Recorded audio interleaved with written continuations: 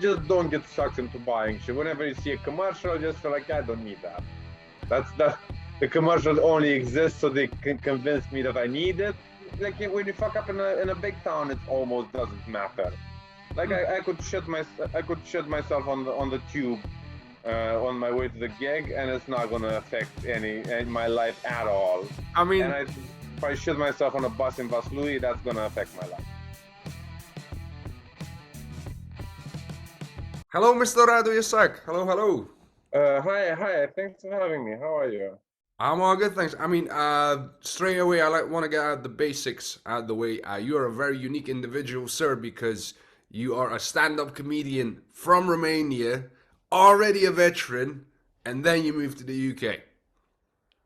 I'll take that. I don't know. Yeah, I guess everybody is unique, but some people just try to hide their uniqueness in order to fit in. Yeah, that's fair. That's fair. Yeah, I've been actually thinking about that. It's like everyone's an individual. So it's like how you can't be more unique than one person at some point. Yeah, exactly. Also, I'm sure like the World Cup is on right now, and I'm sure out like any sort of football stadium too, out of like 70,000 people, I think like 20,000 want to be there, and 50,000 just want like some friends and social life. Yeah, that's fair enough. That's fair They enough. just want an activity. It's actually quite funny because we almost met at the Fringe this year. Okay, Almost. okay. Which show? The comedy with an accent. Okay, yeah. I did that a couple of times. How was it when you did it? So basically, I reached out to do it, and they said because they already had yourself and they had another Romanian comedian, and they were like, "Well, we kind of have Remains, we need to get some other nationality." So I was like, "Well, fair enough." So I was this close. We almost met. Um, Uh, Yeah, next year I'm gonna come up to Scotland, hopefully in 2023. I don't know. yeah, I mean, fair enough. You probably should do a tour now because I believe you have a whole special, a whole thing going on now that I've seen advertised. Yeah, I'm gonna release it in like I don't know next couple of months, like January or February. It's like in post production right now. Oh, cool. I'm doing the Yeah, first work in progress today of my own little solo show, so I'm like, oh. nice. Good luck. Good luck. Thank you, thank you. I mean, in that case, I gotta ask. So, a stand-up comedian, you started at what, 2006? Six, yeah, 2006. Right, you were, yeah, you were like the first.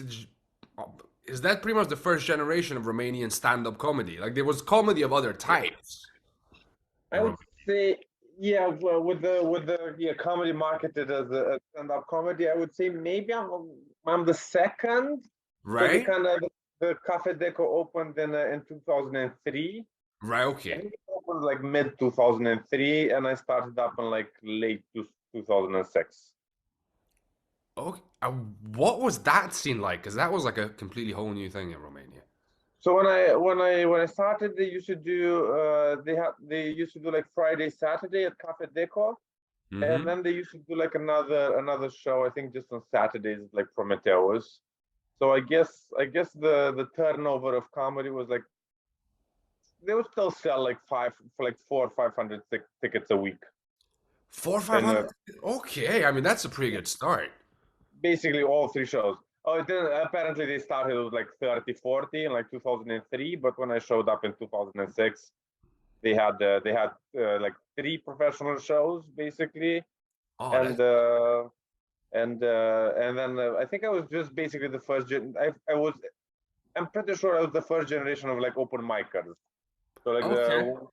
the then two the I think I was at the first open mic that they organized and announced as an open mic. Oh, fuck yeah. Obviously, That's pretty cool. obviously the first show they did in 2003 that was still like an open mic, Yeah, of but course. they just didn't call it that. Yeah. Oh, wow. Okay. And I mean, I gotta ask because then obviously, so just to give you an idea, I think my first time I saw stand-up comedy in Romania live, Okay. I was in high school. It was 2011, 12. It was Okay. Spitalul Nou. Okay. Where did you where Târgu did you Mureș. see Târgu Mureș? Okay. So Yeah, from what I yeah. know, Spitalul No didn't really do stand-up comedy. Like apparently they started in like 2000 and like before 2003, and they wanted to kind of play at Cafe Deco, but they wanted to do it as like a group rather than like individual Yeah, people. so it was like by the time we saw them, they were doing like 10-minute sets, sketches, Okay. some musical stuff. It was a bit like what you'd see in the telly originally, which was like sketch comedy mixed in with other stuff as well. Yeah, yeah. Which So is like from what I know, that basically they sort of they had the same manager as like the Vacanza Mare people. So that's potentially, yeah, I wasn't really in the know of back then. I didn't know the details, but yeah. they were kind of similar because the manager was kind of like basically when the Vacanza Mare people went on TV, the manager still had I still have these rooms rented out and like this whole mechanism of putting on shows. I just need uh, three people to put on the shows. Yeah, fair enough. Yeah, that's there's the tidbits of promoting comedy in Romania. Uh, Uh, Yeah, but that's also just from what I've heard from other people. I don't really know either. Fair enough. So how Yeah. do you how did you end up deciding to do stand-up comedy and then becoming a professional? Because that's not something that's in our culture. It's not something very common to be like, yeah, go be a comedian. It's like, Well, I always wanted to do comedy. Like even before I kind of knew that stand-up comedy was like a thing. I always liked it. I always liked comedies. I never like as a kid. I really used to laugh and stuff. Never really like drama or anything serious or like dancing or music or anything like that. Comedy just made sense to me. fair. So so yeah, and by the time I was kind of like in high school, I already before high school actually, we had the Seinfeld on TV, Yeah, and if you watch that TV show, you kind of get an idea that stand up is like a job. Like yeah, it was yeah, yeah. Because he's got the cold opens. yeah, and also it was his all like his character that was his job. So I knew that existed in the world. I didn't really necessarily have my dad encourage me to do it. Fair. I mean, that's fair enough. Yeah, I come from a religious background, so for me, it was like not even on the rate. Well, it was on the radar in the sense that like I knew of comedy, and then I ended up during high school just binging everything George Carlin on YouTube. So, Okay, okay. Yeah, no, we didn't have YouTube. So I saw Seinfeld, and then I saw Blue Collar Comedy Tour. If you know, like oh, Jeff hang on. Foxworthy. Yeah, yeah, yeah, Those yeah, are yeah. those are like the first Larry the ever. And Cable Guy, I'm pretty sure. yeah, Larry the Cable Guy, Ron White, and I forget Yeah, the other yeah, guy. yeah.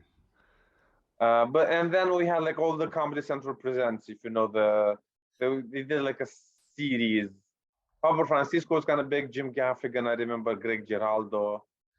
So Um, I know Comedy Central of basically YouTube because again, so my parents were religious. I didn't have a TV growing up. I had a computer, so I basically okay. just kind of hunted down everything on the internet, which technically was better Oh, for me.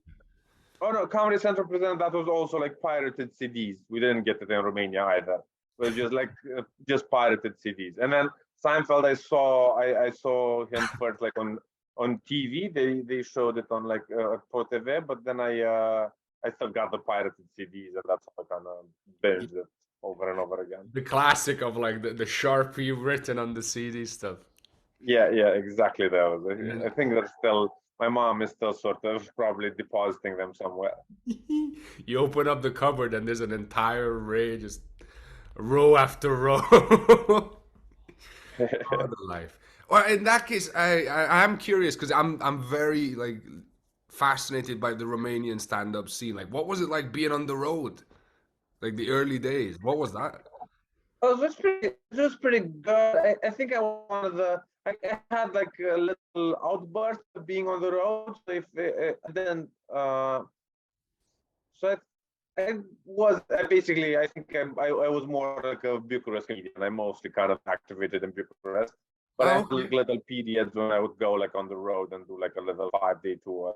But I think by the I yeah I don't really have that many like weird experiences. I do have weird experiences in the sense that it's still like a pub show in a place that they didn't really do comedy. Then again, I didn't really do comedy either. I didn't really have any expectations. I just have like I just had like 20 minutes of jokes, and I would just go and say them at the microphone. Fair Generally, enough. yeah, generally turned out good. Sometimes it was kind of shitty. We were kind of we'd have like a bar at most shows, which was like fantastic and probably bad for me in the long run.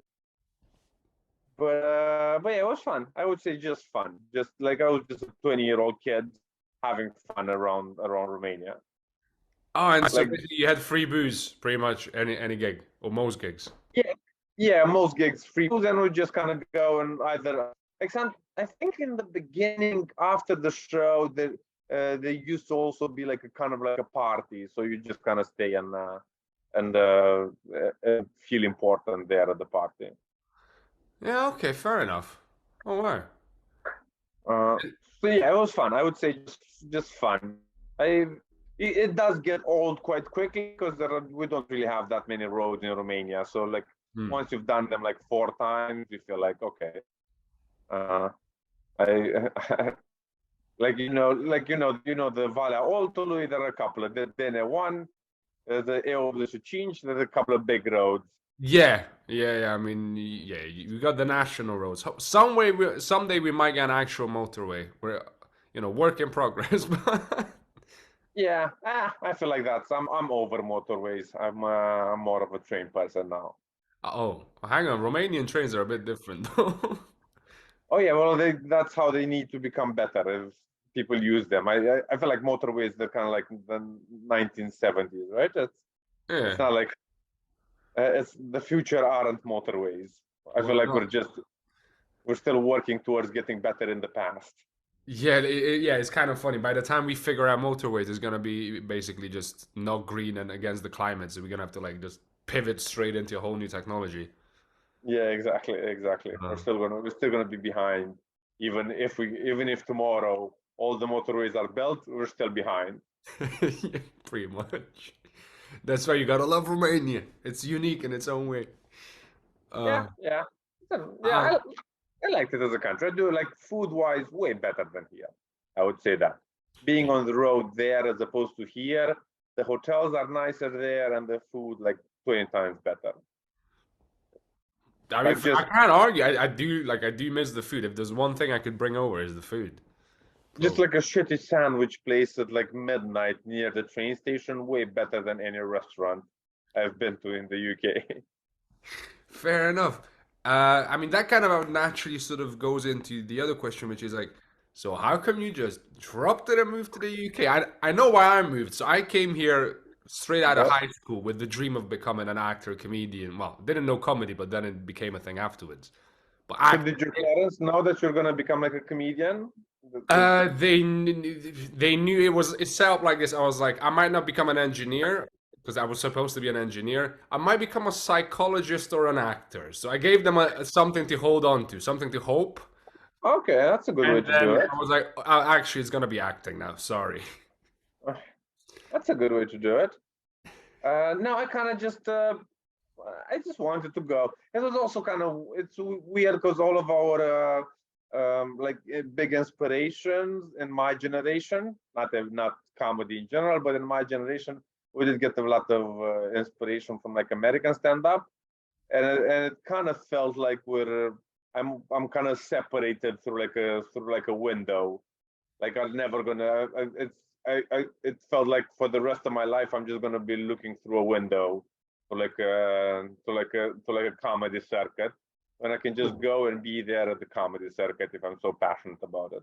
Yeah. Okay. Fair enough. Yeah, that makes sense. So you kind of just wanted to be part of like a already established sort of environment. No, no, but I basically just had like I just had when I left I had like 10 years of just ogling the U.S. Comedy circuit. Hmm.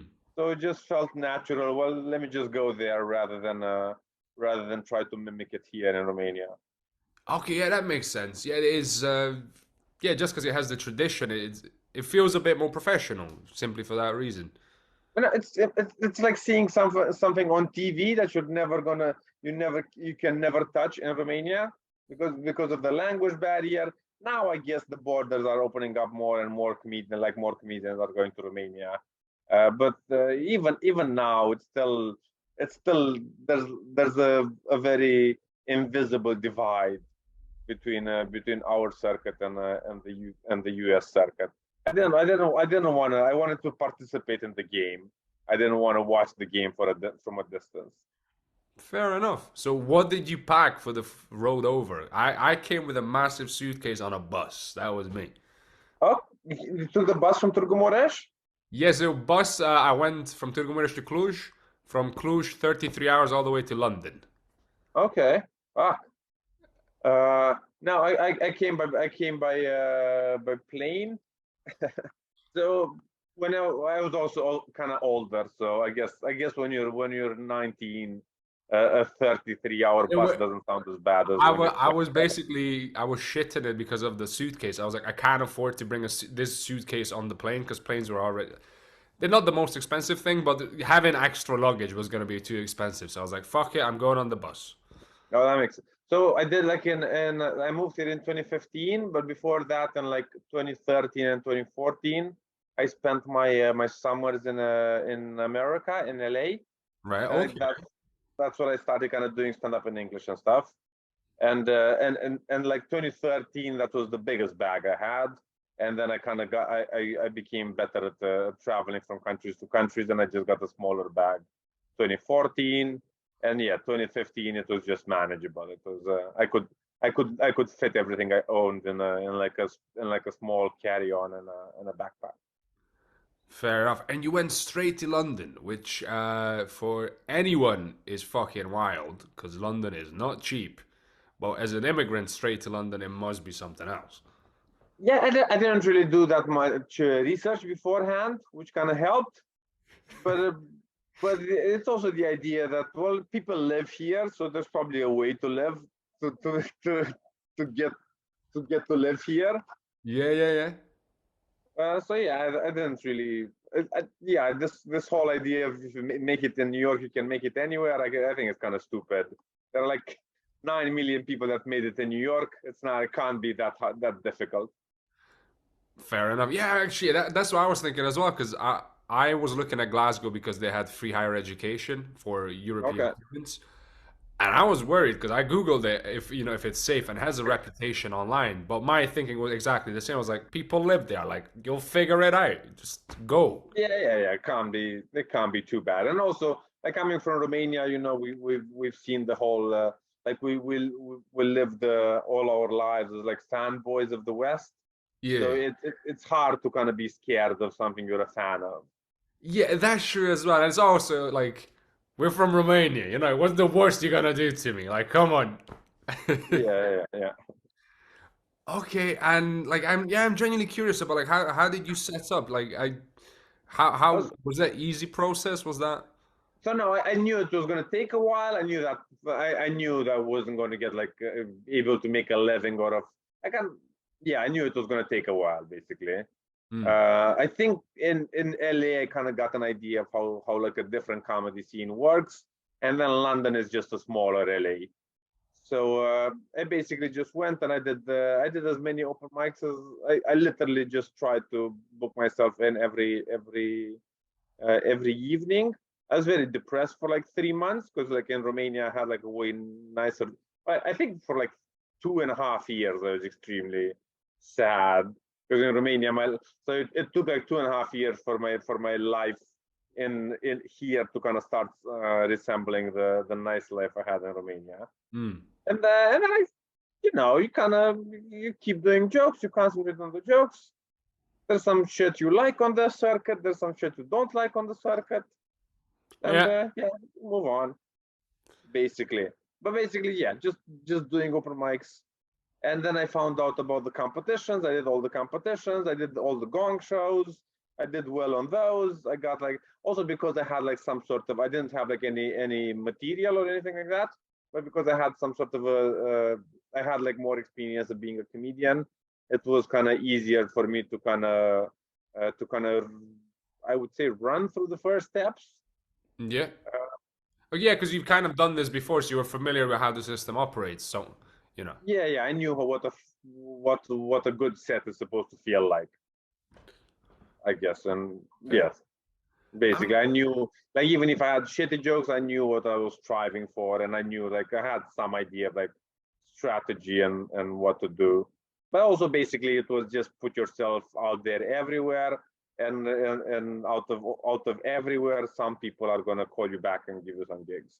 Yeah, yeah, that's fair enough. Yeah, I do the same thing in acting, which is you send out 200 emails and then 5 to 10 to maybe 15 response saying thank you so much. Out of those 15 emails, six might be automated, but some Yeah, of them are genuinely people saying thanks for your stuff. I'll keep you in mind. But yeah, yeah, yeah, exactly.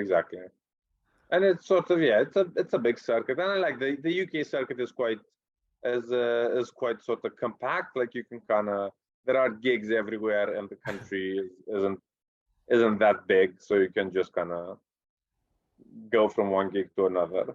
yeah. How was that actually? Though? It was something you mentioned that the fact that you already had all this experience as a professional comedian in a different language, coming into the English market, was that different for you? Was that different for people that, were starting here thinking, who's this guy who's already like steps, forward?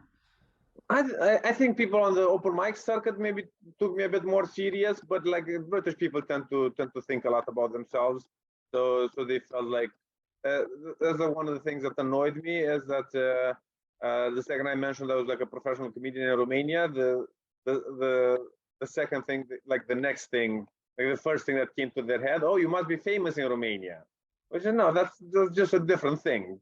Like, I wouldn't, if somebody tells me here in the UK circuit I'm a professional comedian here, I don't go, oh, you must be famous. Oh, you're not famous, then you're shit. I feel like that's what somebody that doesn't work in comedy thinks like.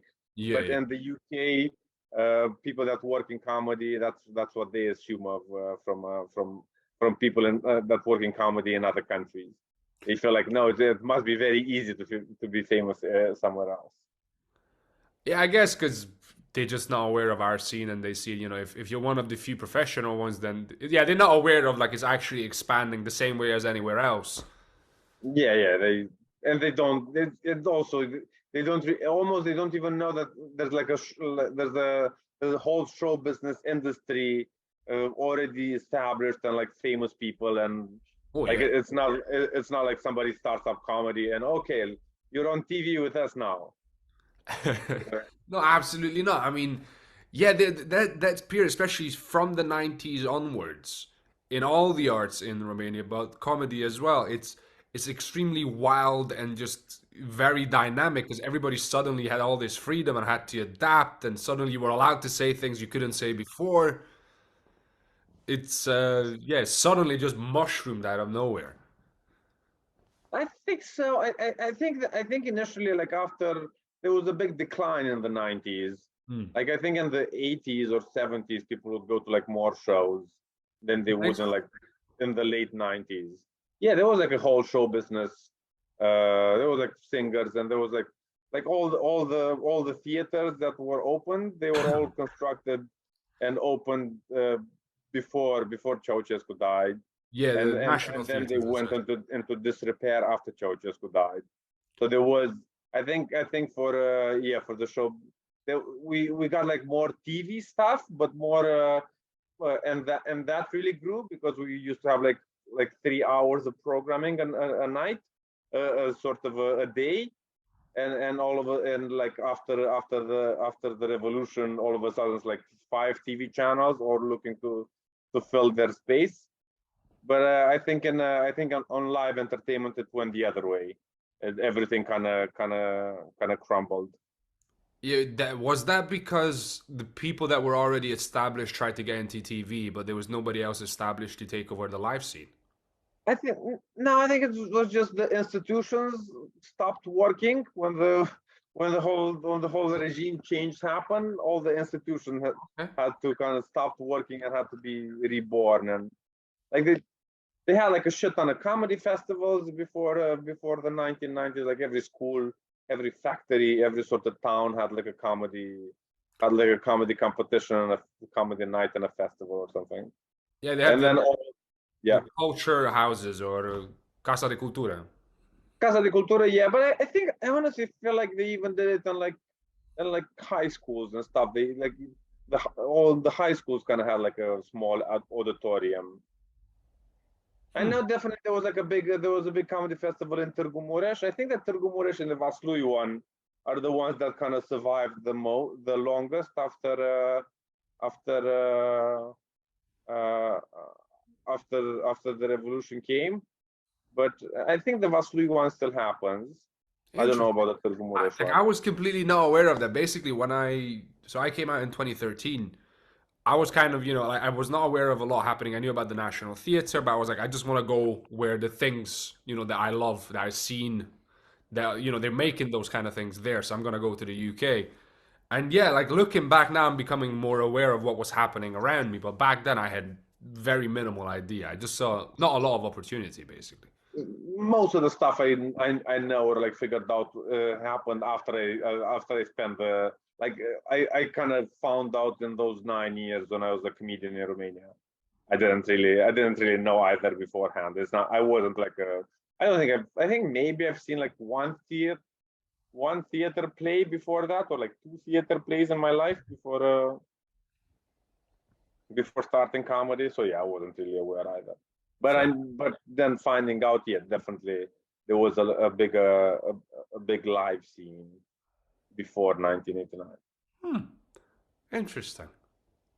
Yeah, But I you mean, know, the Divertis, Vacanța Mare, Vovo, you get there's a yeah, there's a Catavenci is doing there's a guy Patrick Andre de Hilderim, which he does like he's doing like a series now on Catavenci. We're talking about how he first when the magazine first started. It's very interesting. So and it talks a lot about apparently there was like another comedy troupe called Dab, but they didn't really make it on TV because they were actually a bit more against the government and shit. They were actually a bit more stingy towards revolutionary. the government. Yeah. Like anybody who did make it on TV, they they were a bit kiss assy towards the Well, whoever was in charge. there was an element of censorship. You're not gonna say everything you want on RTV. Basically, that was the attitude. So Yeah, basically, yeah.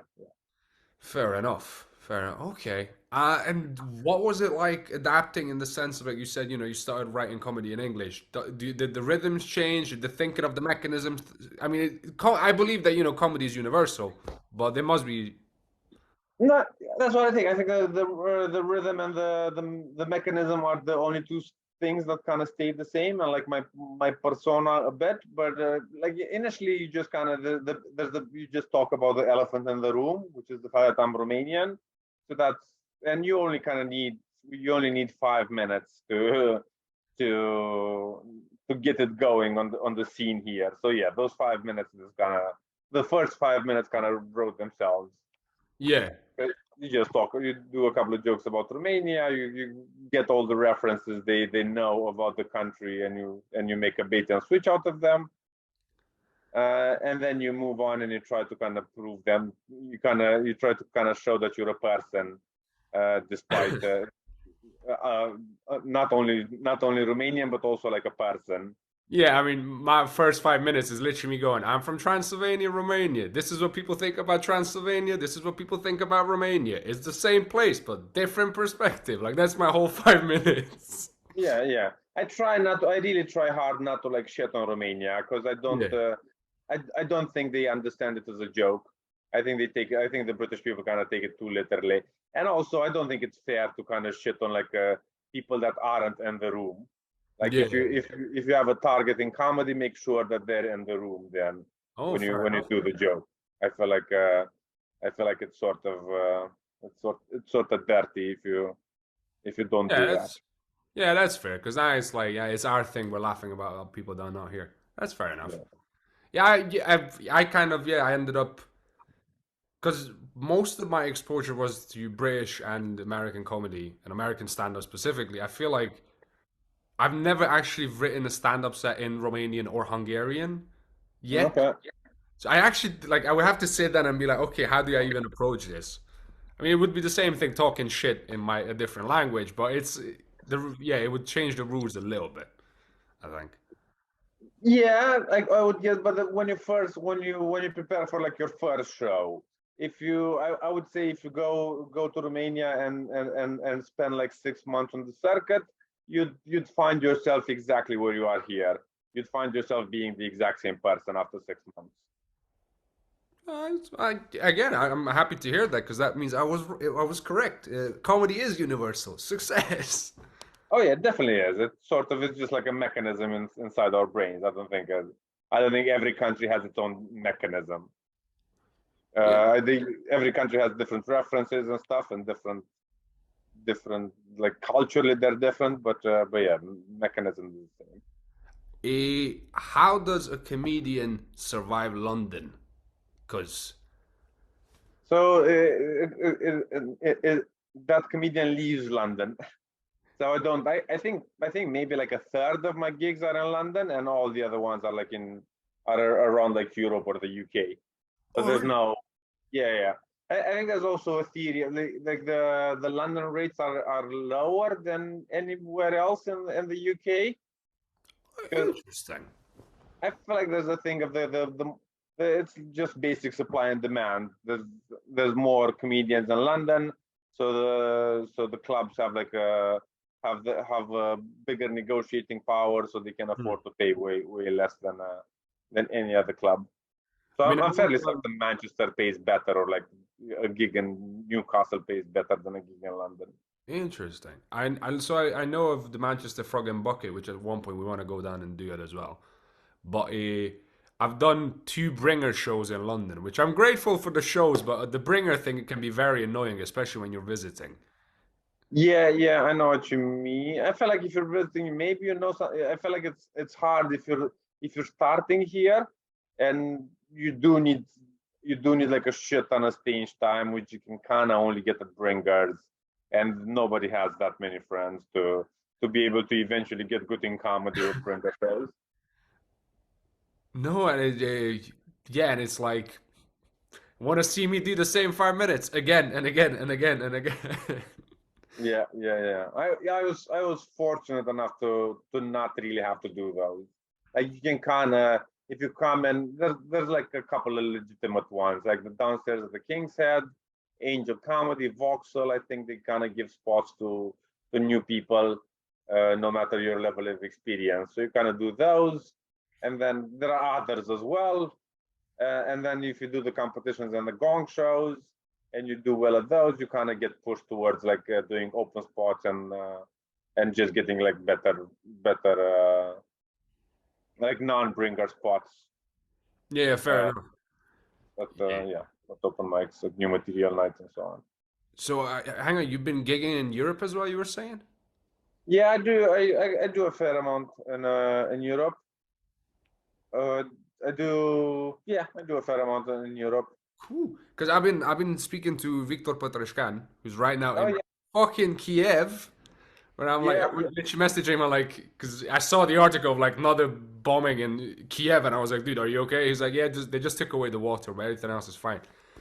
But and he's been someone who's been literally, gigging all over Europe from a backpack, and I am kind Yeah. of curious about how that happens because it's very, it's something that could be quite lucrative. Oh, he it is, and he's fantastic. And he basically after the pandemic, when pandemic hit, he just kind of went to wherever the countries were open. I'm way lazier than Victor is. I just kind of if somebody calls me, I'll go. Otherwise, I don't. Otherwise, I don't. Fair enough. Victor just kind of makes his own way. He's like fantastic, and that aspect. I think he's one of the best right now, like working in Europe and like just opening up new scenes and kind of growing the scene in Europe. I think he's up there in the top. Yeah, I mean, I I, don't I know, I 3 or actually was whatever. speaking because hopefully I'll have him on as well because you're technically the first group of Romanian comedians performing internationally. Yeah, probably. Yeah, I would say maybe. Yeah, I mean, I I know don't there know. might be there might have been, during communism. I mean, you weren't really allowed outside of the country unless it was official stuff. Yeah, But maybe there was some sort of a fugitive we haven't heard of, yeah, but or maybe there's somebody like famous in in I don't know, in Denmark. There is a dude in Sweden that does like a Romanian dude in Sweden that does comedy in Swedish. Okay, okay. And I feel like, yeah, around Europe, just on the open mic scene, but there's a Romanian dude on most open mic scenes, I would say. I mean, at this stage, Right yes, now. we are everywhere. Like, Yeah. Damian Alin is the guy doing. I'm just looking him up. Is performing in a fairly certain Sweden, but I don't know. okay, well, that's good to know. Huh. Swedish and everything. But yeah, it feels like it's a good time for comedy. It's constantly growing. Feels like it's not comedy isn't going through the recession every other industry is. Yeah, I mean, I feel we're going through the recession in the sense that, like, I feel basically the people that cannot afford to do comedy get affected by it right now. Because that was the other thing. I was like, how do you manage? You know, do you have to have a side job? At the moment, I still do because I need to be able to pay my bills. But that's the plan. Yeah. At some point, just do it full time. I had it in the beginning. I had like two jobs for a couple of months, but then also because I was like a professional in Romania, I feel like a lot of people are just afraid to make the leap Mm. of just I'm gonna quit the job and I'm gonna figure it out. And I for me it just felt very natural to okay, let's quit the job because I'm never gonna be able to figure it out otherwise. Yeah, yeah, that's fair. Because there's never gonna be a perfect moment. There's not gonna be a big sign saying, take the jump now. It's like it's always gonna be Yeah. scary. And also, I don't really need that much shit. That's what I've learned by being poor. I really don't spend that much money. Like most of the stuff we spend money on is really crap we can do without. So if you take the crap you can do without out of the equation, you can be a professional comedian tomorrow. I'm gonna have to sit down and write down the crap that I can get rid of then. Um, let's take a quick break because I'm gonna ask you a question. I don't want time to run down, and I'll get back to you straight away. Okay? Okay, perfect. But also, I'm gonna take like a minute to get some water. No problem. Thank you. Okay. Okay. Welcome back. So, the question I was gonna ask. So basically, people in the UK don't know this, but you're a bit of a big deal back home because I was watching. I was trying to do my research, and I see that obviously Mikutsu has a podcast out with you, and the title says "I lived on 53 quid a month," Yeah. and I was like, "Wait, what?" I need to ask follow-up questions on that. Yeah, I don't really remember the context in which I said it, but I feel like yeah, I don't think it was 53, but it was like I don't know, like 400 or something. Yeah, that's what I was because you were talking previously about getting rid of the unnecessary stuff, right, in your Yeah, life. yeah, yeah. So I'm curious in your day-to-day life, sir, what is the unnecessary stuff? Like what if we break it down, it's like what is necessary for a professional comedian? Oh, so don't buy like too many clothes. That's off the bat. Yeah. Don't change your phone too often. Don't change your laptop too often. Don't don't buy a camera. That's like 2 grand. You don't need a camera. That's like 2 grand is basically said. 2 grand is like you need to work like 4 months to save that up. Yeah, That depending on the if job. you if you just save everything up into that camera, so that just pushes your dream back for like 4 months. So just don't get sucked into buying shit. Whenever you see a commercial, just feel like I don't need that. That the commercials only exist so they can convince me that I need it. If I didn't see the commercial, I knew I didn't need it. I don't know if that makes sense, but basically, don't buy it. Just buy less shit. Like I saw you have a watch just now. Just you shouldn't have bought that. Like that's Hey, this one cost me 20 quid. I have this one was a cheap watch. it's still 20, it is 20 quid, but it is like three hours uh of uh of just it's basically like a half a day of minimum wage.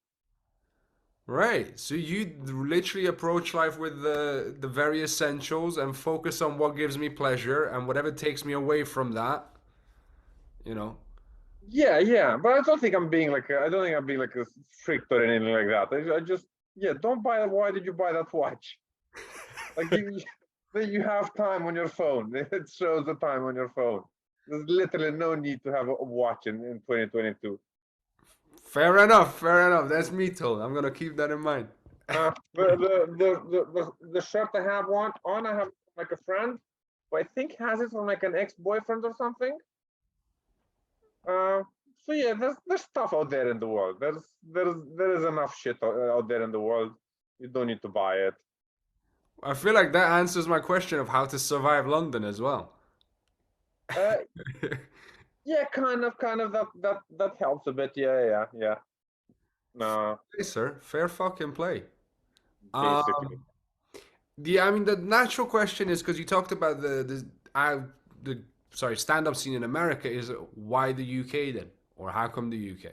Oh, they canceled my visa. So initially I was gonna go to LA. They canceled my visa. So and then honestly, it took me like a month and a half to remember that there's an English-speaking country in Europe. I just totally forgot that the UK existed. But I'm happy. I'm here. Honestly, I feel like the UK circuit is kind of healthier. Maybe like it's easier to make a living on the UK circuit than it is to make a living on the US circuit. Naturally. Like in the US circuit, I think you do depend. You either have to have like a following to sell tickets or like be famous from somewhere. But there's no real circuit that pays your bills from what I know. Okay. Interesting. So I'm kind of happy. I feel like the circuit is a good sort of purgatorium between not being famous and being famous. You kind of just get to kind of calibrate who you are on the circuit. I think it's very healthy to spend time on it. Yeah, I feel like long term, it's not necessarily the goal, but that's been the trajectory of people would start out open mic circuit, and then at some point they transcend the circuit, so they become like faces and names, and then Yeah, yeah, then they dip yeah, into the circuit to work out material that they can take outside of the circuit. yeah. Exactly. Okay, Like yeah, go ahead, the sorry. circuit doesn't really lead to fame, but it especially for especially for me as a Romanian, I do need time to get accustomed to what's happening in the UK. Hmm. So I feel like it's a good yeah. I'm happy to be here. Cool, cool. I'm just thinking like as a business person, because I'm reckon you're also a business person because you're technically you're self-employed, right? Yeah, self-employed. Yeah. Well, how much like what are the business decisions you make as a comedian, like on a regular? Do you have to like besides travel and stuff like that? Yeah, like now I'm more aware of I'm not gonna go there for that gig because or like I'm not gonna try out for that club. It's just sort of like a it's just gonna suck up too much of my time and it's never gonna be worth it for me on the long run. So I'm more aware of that as a business person. But generally now I just kind of do what I want to do. Is I don't really try it. I try to ignore the business side of it as much as I can because I feel like that's I don't exist to like to make a profit at the end of the day. I just exist so I'm happy existing. So yeah, I generally just kind of I book a lot of shows in places where I want to go, and yeah, I just kind of do whatever I want to do, and I feel like that's bringing me more happiness than if I was business orientated. Fair play. It's just breaking it down to again the essentials. What's the thing that makes me happy, and then fuck Yeah, everything. and like I am a fan of comedy, and there like some clubs I want to go to, and like some people I want to meet, or like I do kind of like traveling as well. So sometimes I want to go to a particular town. Like I'm particular about I'm not uh, like once in a while I need to get out of London and go to somewhere peaceful. So I make sure I have like a gig somewhere peaceful. Um, so yeah, those are like the decisions I make. Okay, so there's still business involved. You just have different priorities, but you're still going, okay, I want to go there. Let me see if I can make some money while I'm there so I can fund my trip over there, technically. Oh yeah, absolutely. I don't. I also I don't really. I can't really travel without doing a gig. I've been doing this for so long. Just travel feels kind of empty if I don't have like a gig. And in the evening. What the fuck am I gonna do there? Am I gonna go to lunch and then wander the streets like a crazy person? Like, no, go I there. happen, man, I'm not gonna lie, I happen to go for a lot of walks. I do like a good walk.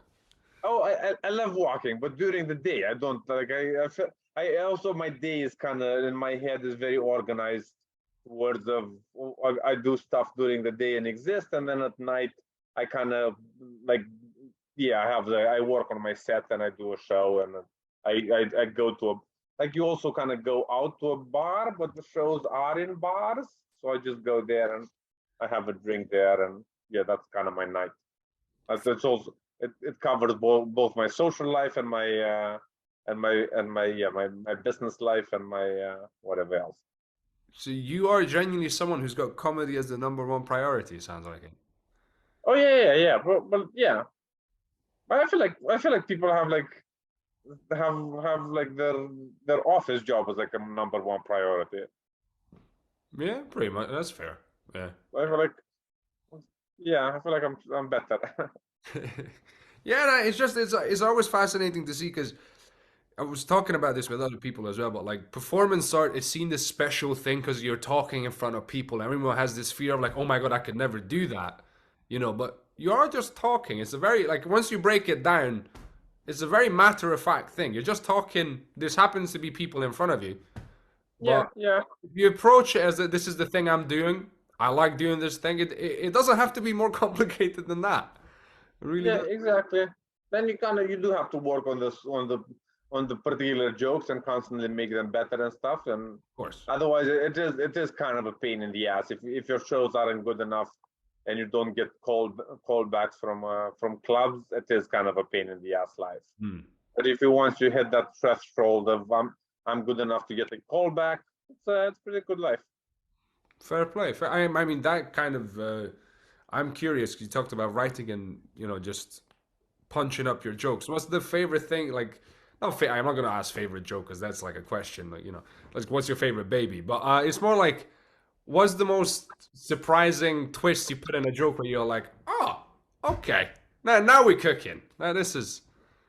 I think it's generally and some like the thing that gets me to try a joke on stage. I'm really excited when I get that. Mm, And sometimes I know, okay, well, this is sort of something, and I just need more to make it work. mm.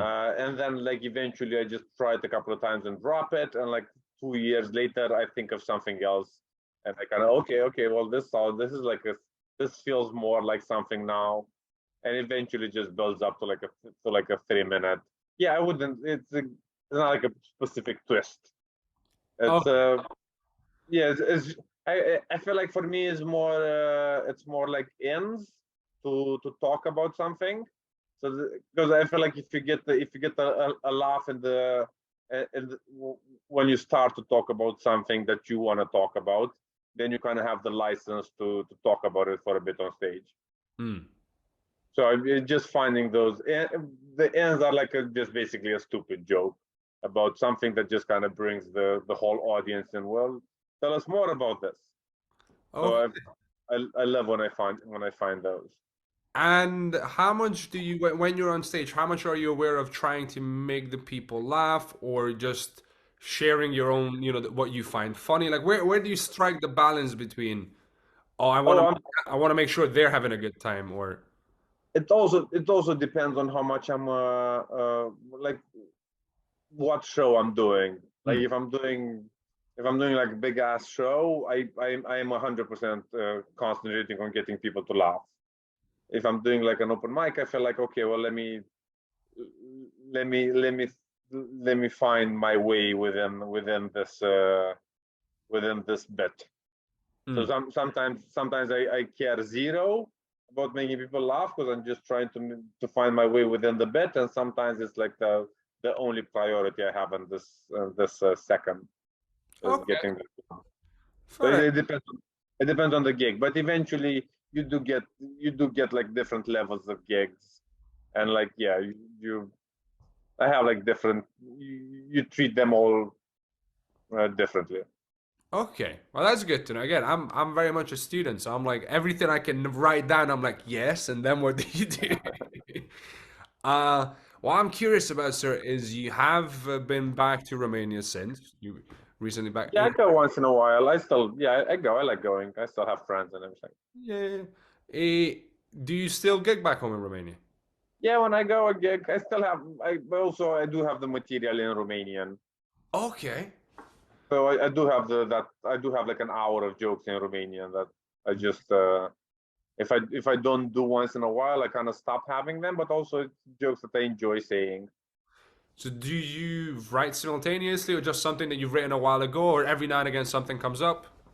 Something that I've written a while ago, and then like the more I do it, the more stuff comes up. There are like things that just yeah, you couldn't do to a British audience because there are like just something that happened in Romania or like Yeah. something that, or even if it's something that ties to a joke I already had in Romania and it's a good idea, I add it to that joke. I don't try and yeah, yeah, I basically just it's like a big game of Scrabble. If I already have the whole thing in Romania there, then I can do dick here for like 4 points. Yeah, yeah, yeah. I don't I don't mind doing that. Fair enough. And was it And also, for example, I do like stand up for I do like a lot of shows that like the what Romanians for Romanians abroad. So right? Okay. being a Romanian that lives abroad, I feel like oh, well, this is something we have in common, and I can only talk about this to those people.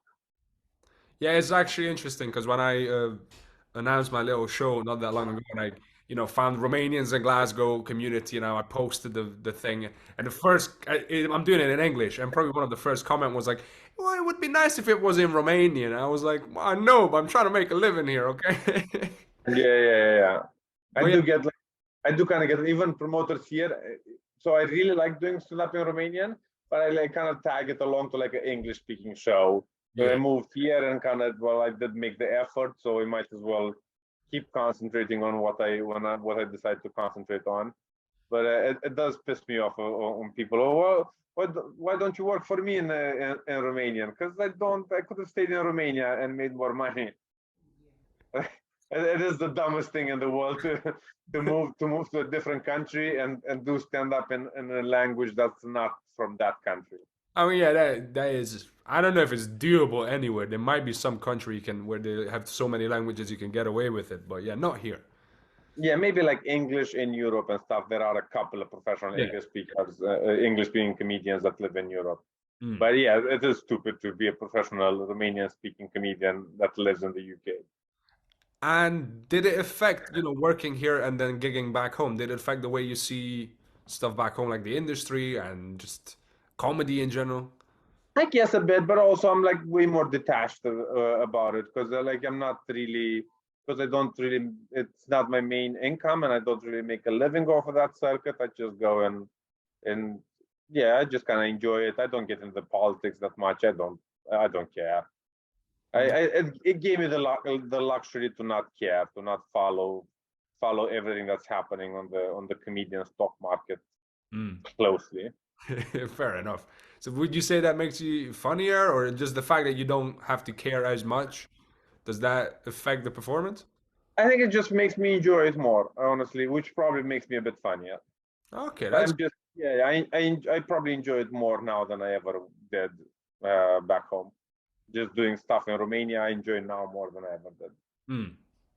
That And case, also, it's like a novelty. It's not like the thing I do every day, so it's nice to kind of break the rhythm. it's like a special event. It's like I'm finally doing something in Romanian. Yeah, exactly. At some point, I need to sit down and try to write something in Romanian, in Hungarian, because like I've never done it. I've never written a set in the languages I grew up with. I've always wrote in English. Just book an open mic, and then you'll have to write the set. I need to know. Fuck it, I need to know. Like whenever Um, you go back, whenever you go to like Budapest or Târgu Mureș, just book an open mic.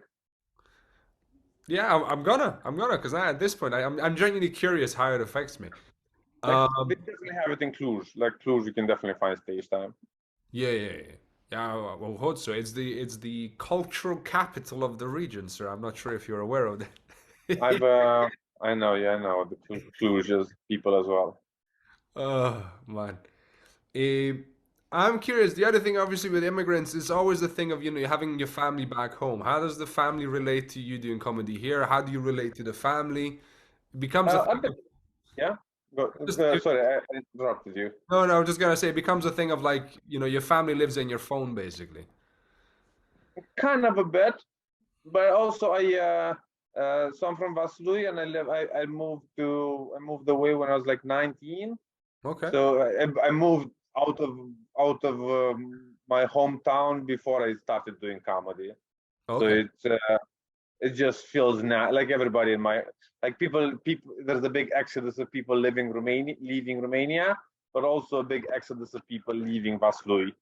So it's for me, I'm part of the second wave of for me it's my second experience of leaving.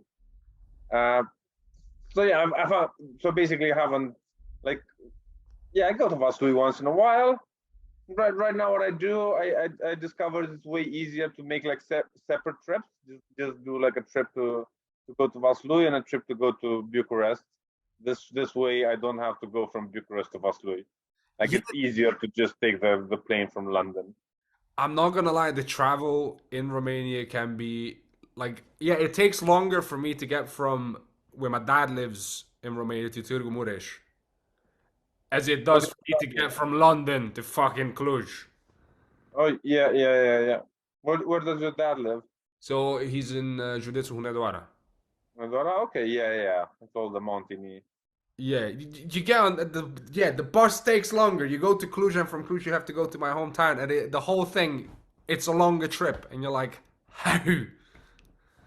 Yeah. So that's what I do. I just kind of do different trips. But it feels natural for me because I've been away from my hometown Hmm. for I probably yeah probably half of my life right now. Not really, but it's like within a year and a half. I'm gonna have spent more time out of my hometown than in my hometown. Ooh, I've got a while to go. Hang on, I've got another 10 years. Okay, Yeah, so I left at 19, and I've been here 9 years. So yeah, another 10 okay. to go. Yeah, so you get used to it basically. Good, good. I mean, yeah, I mean, at some point, it's just that's your life. You find your friends, you make your family. We all become Vin Diesel, where this is my family, and then Yeah, yeah, exactly. And then everybody I grew up with, they kind of left as well. And then my parents, they look older than ever. It's not like I recognize them now. Like there's, I think there's some sort of a song of you can't ever go back. eh. Yeah, Vasu is just in my memory the way I remember it. It doesn't exist anymore. Yeah, that's true. I don't know why we had this conversation with someone of not only do you come from a place, you also come from a time. So you have this time capsule in your brain, and then you go back, and it's not this like my whole Turgu Mureș is not what it used to be. There's new shops, there's new people. The mentality's changed a little bit. Now we hate somebody else. Like Yeah. uh, it is wild to experience. Where like this is not what it used to be. Yeah. I Uh, just feel like it's kind of weird that you have to spread your spread yourself in between like so many places. But hmm. uh, but also like when you're young, I think it's fine, and then when you're the older you get, the more you kind of just drop some of the places and you still stop. Like I am jealous of people that have like their family like an hour away from here, and all of the people that they've ever met, they all live in like 2 hours radius of them. But it can be a good thing and a bad thing, and I think eventually you're still going to end up there. So might as well enjoy being spread out across the world for a bit. Yeah, and I think that again, yeah, priorities. Some people really do prefer that. I've had conversations with people that say, I couldn't leave because my mom is here and I wouldn't want to live anywhere else. And I was like, I want to go on the road. I just want to be anywhere else. Yeah, yeah. That's just personal preference. But yeah. Um, The other thing is like obviously with cultures. I'm curious in your personal experience. How does Vaslui compare to London? It's kind of hard to compare it because again, I spent like 9 years in Bucharest in between. Okay, well in that case, Bucharest to London. Let's. It's it's very similar to how Vaslui was compared to like Bucharest. It's just more. It's just more people. Yeah. That's it's still like a pyramid shape. We're still like Thing's a Ponzi scheme, is what you're saying. It's all a Ponzi scheme. everything is a Ponzi scheme. Yeah. So you meet like you still meet important people once in a while, but not as important as the people you knew. Like it's harder to meet the mayor of London than it is to meet the mayor of Bucharest and the mayor of Vaslui. Right. Okay. And also, if you meet like a loser here, he's way big of a loser than like a big loser I met in Bucharest and like a loser I met in Vaslui. Because it's the pyramid is just bigger. So I'm just, you're just, I'm just not, yeah, I just had like a smaller, I don't want to transfer it to circles now because it's going to become confusing.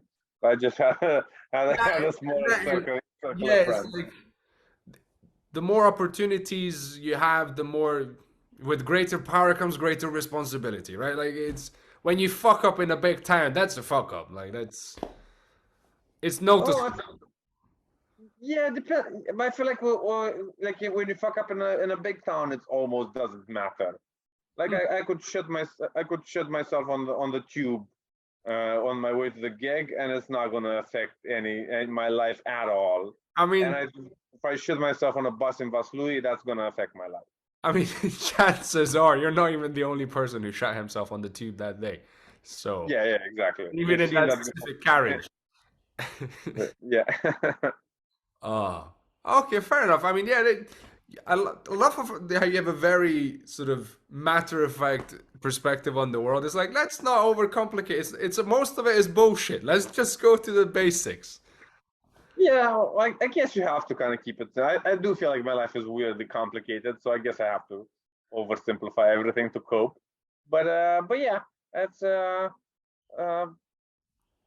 it's just, I do enjoy that London has like more. You do meet people from more places than you'd meet in Bucharest, and the same in Bucharest you meet people from more places than you meet in Vaslui. I like that. Find out more shit about more shit. But yeah, at the end of the day, I still am not gonna know shit about shit. So Fair play. so move on. In the grand scheme of things, it's still Yeah, yeah, more or less the same. And it does take a bit of cut. It yeah, it takes a bit of getting used to, but it's fine. I am curious, what's the wildest thing someone has thought or said about Romania? You're like, you are so wrong. Like, what are you getting your information from?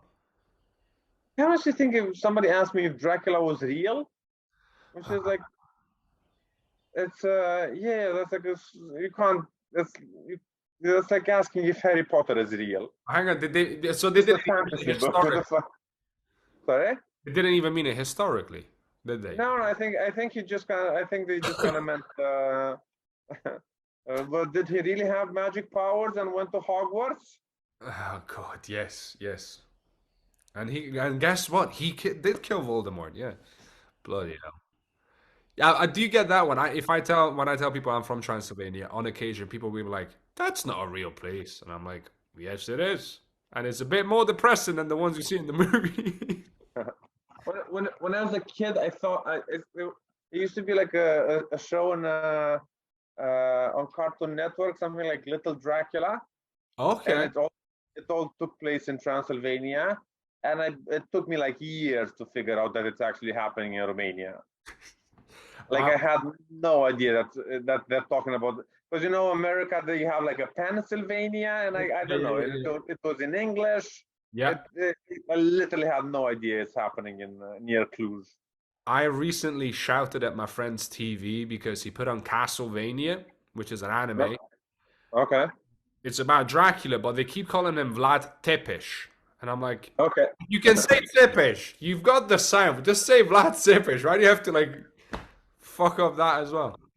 Yeah, Uh, Also, are you aware that have you seen Peaky Blinders? I've seen not all of it, but yeah, I know the gist of it. Have you heard Tommy Shelby speaking Romanian? I don't think so. Season 1, episode 4, or one of the 3 or 4. He's speaking Romanian. Okay, I didn't notice that. Okay, Oh yeah, he says un copil a fost omorât. Well, he doesn't say it fluently, but that's what he's trying to say. okay. Yeah, that was one of the things where I was like, you really don't know Romania at all, do you? Also, I don't really know how the gypsy people work because I don't know like historically when they got here and But how they got here no, 'cause and they would be Irish. They would be Irish travelers, and they have nothing in. They have their own language, their own culture. They have nothing in common with Romanian gypsy community. So it's like, uh, I'm assuming the Irish travelers that at one point past they traveled through Romania before they came from Asia and they did travel through Romania before getting to Ireland. I don't know, but I do know that they have their own language because I specifically had to look this up. But when I got annoyed, I was like, let me find this out. So I did some furious googling, Okay. and I was like, all right, you just fucked it up. Okay. Yeah. I think it's fine. I feel like I do like I don't I dislike it when people call Romania racist, like especially people who have never been to Romania or anything like that. That being said, I do think we are very racist towards gypsies in Romania, and like extremely. And I don't like to make I don't like to be bothered by if somebody confuses a gypsy person with a Romanian person. I don't like to be bothered Yeah, by that's the it was comparison. more like yeah, it was more like why? Like what's even it's more confusing than anything and it's funny even like Yeah. okay, whatever. Yeah, by considering the history and what little I know of how yeah, the Roman people were treated back home, it's yeah, it does not feel yeah, it's not a great story, so I tend to be like, okay, just leave them be. Let the people be. Yeah, exactly. They can speak any language they want. They can, from my point of view. Um, okay, well, I do not want to take up a lot more of your time if because you got stuff to do as well. But I am curious, sir. What's the craziest job you've done to pay the bills? I asked everybody this question because immigrants and artists do all kinds of crazy jobs to pay the bills. Uh, I once had like I didn't really do that many jobs, but I'm gonna off the top of my head, I had like I was supposed to give flyers to people for a weekend. Right? Okay. Then it was just a weekend when I just didn't feel like it. Like you have to, it's a whole, you have to sign up online and you have to upload your picture. So it takes like a month before the weekend comes. So by the time the weekend and the flyers came to my house, I didn't want to go. So I just didn't go. But weirdly, they still paid me. Oh, well, that's very Like kind. they never found out that I didn't go. I did send something. They did send me like a T-shirt, and they told me to take a picture of me with the T-shirt. I did that, but but, but yeah, it felt like the world is fucked if I'm able to stay at home and make money that easily. Fair enough. The other thing I wanted to ask you, which I like to ask everybody, what's the dish that people in the UK need to know about from Romania? Like the one I give as an example a lot, I just say about fasole batuta. Okay, okay, that's a new one. That's a new one because sarmale is always the go-to. Anyone who's from there would say sarmale. So, okay, go on, sir. Fasole, I feel like hummus is very popular here, Yeah. and it's basically hummus made out of beans, and I think it's way better. And they do have like a too many varieties of shit hummus. I feel like fasole batuta is better than just put it there within like all the varieties, and I think it could do great.